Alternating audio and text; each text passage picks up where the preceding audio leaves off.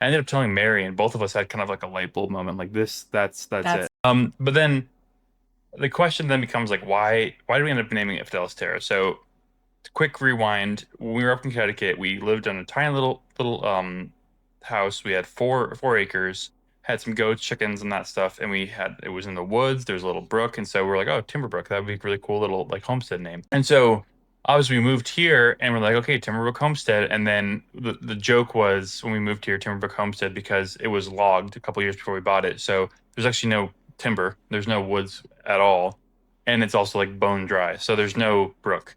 And so we're like, well, that doesn't work. And then to add to that, I'm a huge nerd, and so like Lord of the Rings, Roman legions, the whole 9 yards, history buff, fantasy buff, whatever. But really obsessed with Latin, and so I was just playing around with the Latin translate because I think both of us really knew that we were in a spot where, again, like God opened up so many doors that like the things that had to fall into place for us to get to where we're at now was incredible. So, really, again, going back to like the house in heaven and the doors opening up, I'm like, wow, we just want to take this and be good steward of the land and just be faithful and kind of give uh, it back to God give it back to because God. we wouldn't be here without him.